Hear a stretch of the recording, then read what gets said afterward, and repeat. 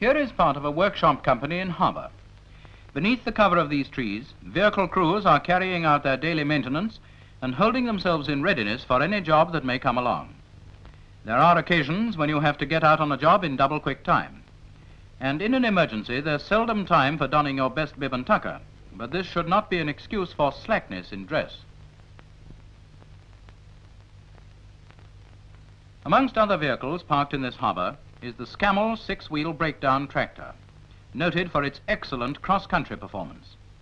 This vehicle is capable of travelling across the roughest ground owing to its robust construction and its large section tyres. Housed under the bonnet is a Gardner diesel engine giving ample power at low speeds. Its winch drum, just behind the driver's cab, carries 430 feet of cable and has a pull of 8 tons. And here is the powerful jib, which can be used in 2 positions and is capable of lifting anything up to 3 tons. Upon receipt of a recovery call, an officer passes the message on to the NCO in charge of the Scammell crew. All necessary details about the casualty have already been entered on a casualty card by a member of the casualty's crew. But this is not sufficient, and a further checkup is essential upon your arrival. Then, map references are carefully checked before final instructions are given to the recovery crew. Never start out on a job without checking your map reference and obtaining as much information about the job as you can, and don't forget to leave this map reference with the officer in charge of the harbour.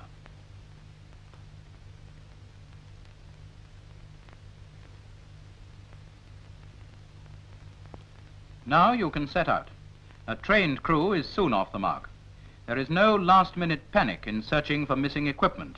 Everything needed is safely stowed and secured in its proper place on the vehicle. You can take a Scammell almost anywhere. The vehicle is specially designed for cross-country work. Your front wheels are cross-sprung, giving an independent front springing effect which is particularly suitable for traversing uneven ground. But nevertheless, drivers should always look for the easiest and smoothest passage. The rear wheels on either side pivot on a common axis which gives them an ample up and down movement. Here you see the sort of ground you may have to tackle, and the way in which the wheels are able to follow the contours of the ground.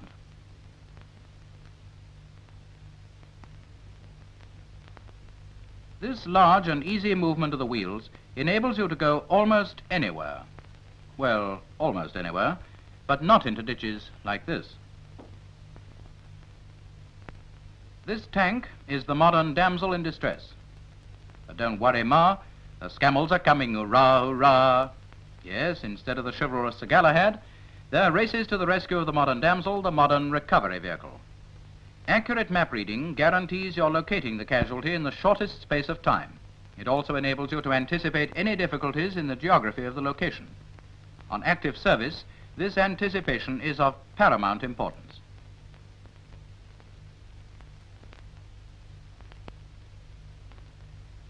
Upon arriving at the job, the recovery NCO gets a report from the casualty NCO and makes his initial reconnaissance. A thorough initial reconnaissance is extremely necessary. It saves time, trouble, and very often prevents accidents. There are many things an NCO must take into consideration before operations begin. The condition of ground surrounding both casualty and recovery vehicle and the state of mechanical damage to the tank helps to determine the type of pull needed for the recovery of the casualty. After this initial reconnaissance, the NCO, having decided to winch the tank out, orders his driver to place his vehicle directly in line with the proposed pull. The rear end of your Scammell is the business end, so this end should be pointed towards the casualty. All signals are given by hand, and when necessary are relayed to the driver by a standby who would take up a position a few paces in front of and away from the cab. If at any time you have to winch across or on a road, always place a man on traffic control. This is of course not necessary when working away from a road, as in this case. And now, with your vehicle backed into position, winching operations may begin. The only person on the job with authority is the one in charge of recovery crew. He is the only one to give orders. In other words, the man who plans the job must carry it through.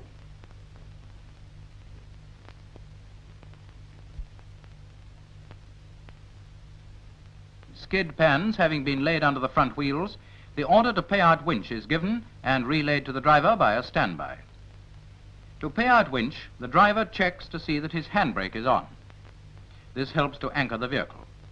He then places his lorry gear in neutral and takes the winch brake off. Now the cable can be paid out by hand. This is not a heavy job and can easily be tackled by 2 men. But don't take your cable on a cross-country ramble. Always look in the direction you're traveling.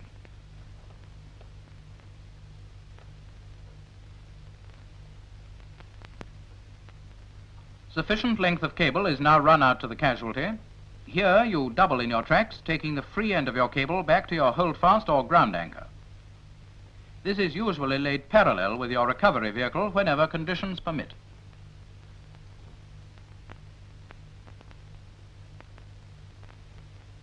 The free end of your cable is now shackled to the holdfast, whilst the hawsers are shackled to the casualty.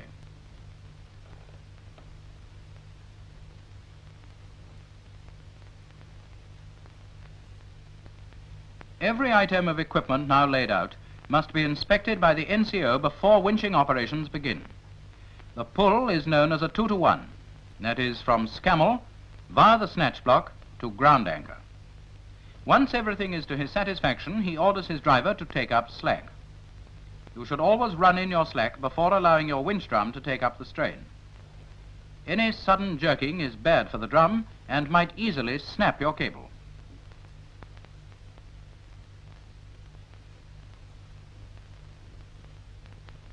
A final once-over, and all is ready for winching in.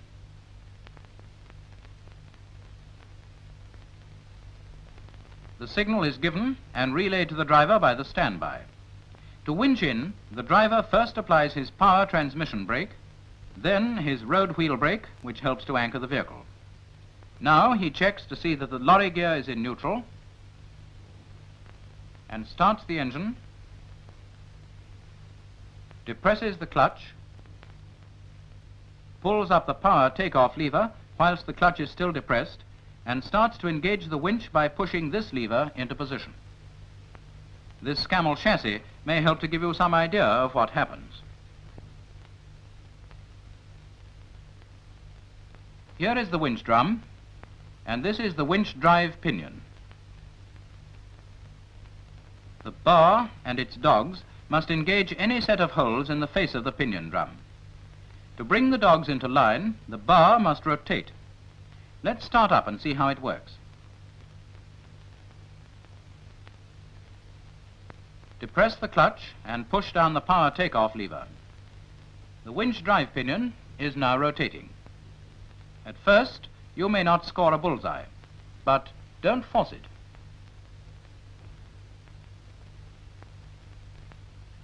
Remember, the bar has to line up with those holes in the rotating wheel, so you feel for it, and it finally engages.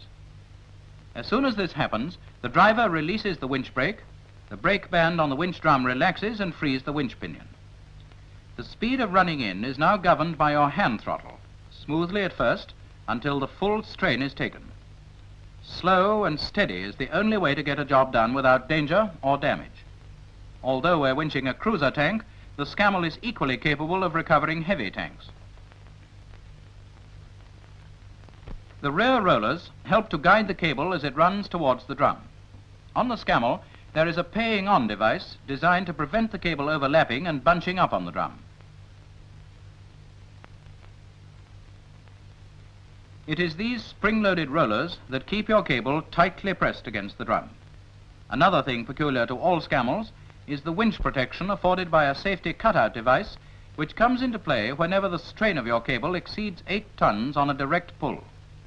This is the pivot on which the entire winch frame is pivoted, and here is the spring holding it in place. When excessive strain on your winch causes the frame to move on the pivot, this movement extends the spring, and this small wire shuts off your engine.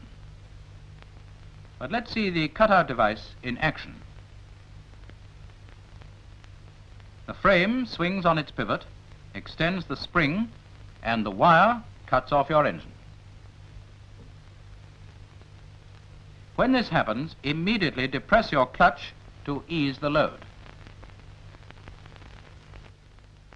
On the job, the casualty is hauled out of the bog with a smooth, slow and steady pull until it is on firm ground. The signal to halt being given, the driver depresses the clutch, applies the winch brake, disengages the power takeoff and releases the clutch. Now let's repeat that. To halt, you depress the clutch, apply the winch brake, disengage the power takeoff lever, and release the clutch. Before you can unshackle, it is necessary to slacken off your cable. This allows sufficient play to withdraw the shackle pins. When on the job, don't leave all the work to the other man. Don't go dreaming all the time. There is plenty of work for everybody. Do I sleep? Do I dream? Or are visions about?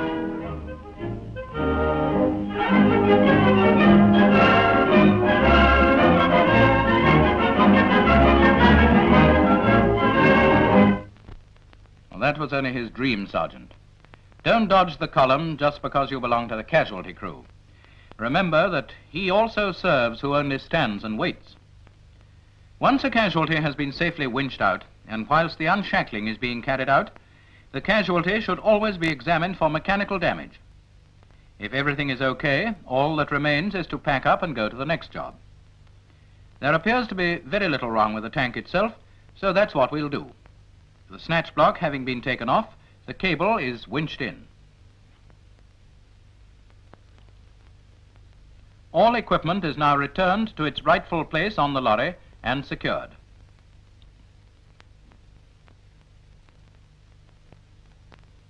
The NCO of recovery satisfies himself that everything is all right with the casualty.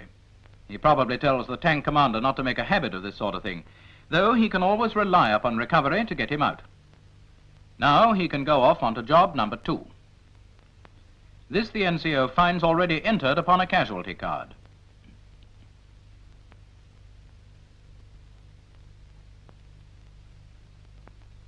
Our casualty too is soon underway, so both rescuer and rescued seek new fields to conquer.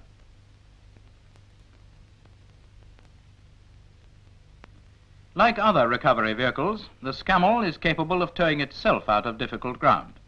This is done by passing the winch cable around the rear pulley,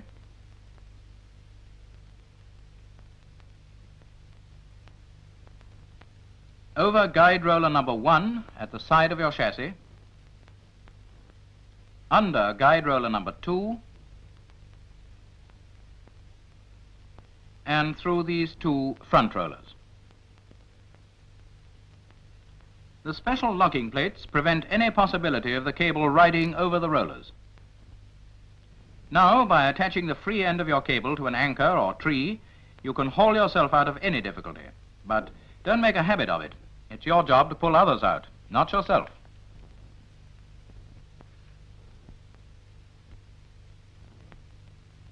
Here's a casualty that needs a suspended tow. So we'll see how our Scammell tackles it. Whilst the casualty's driver pours out his tale of woe, we'll take a look at some further features of the Scammell.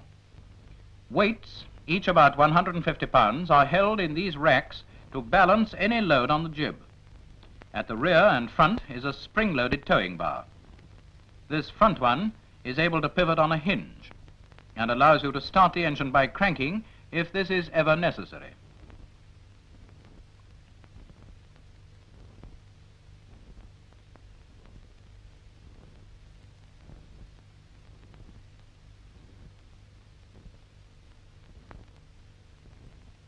The rear bar is identical except that it doesn't pivot.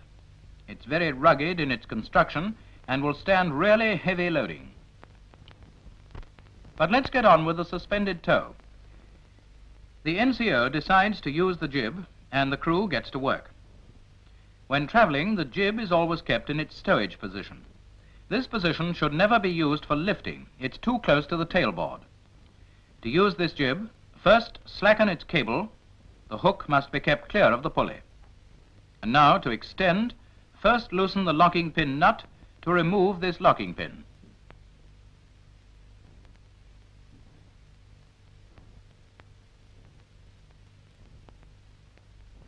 With the locking pin removed, you extend the jib from the stowage position by turning the handle at the side of your jib. It now runs along into the required position. When the two pinholes correspond, you reinsert the locking pin and screw on the nut.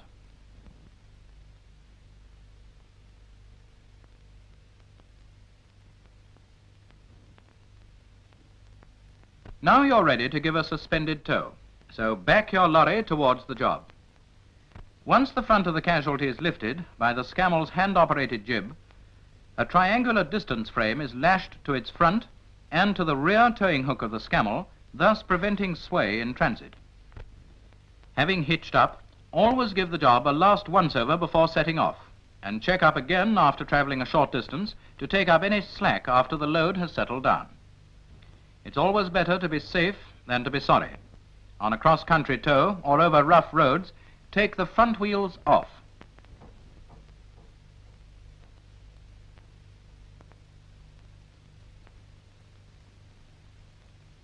And so back to the REME workshop, where you can deliver the casualty for overhaul.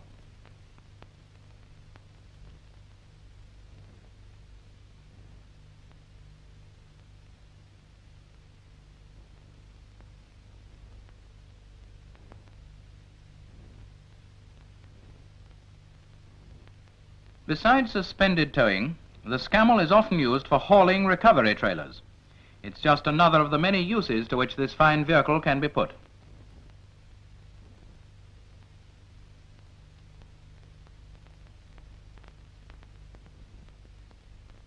Here is another job for the Scammell with its jib fully extended. A jib in this position can lift anything up to 2 tons and gives increased height over the 3-ton position. When next you're up to your neck in trouble, console yourself in the thought that a Scammell 6-wheeled breakdown lorry is racing to your rescue, and with its powerful winch and jib, it will soon pull you out.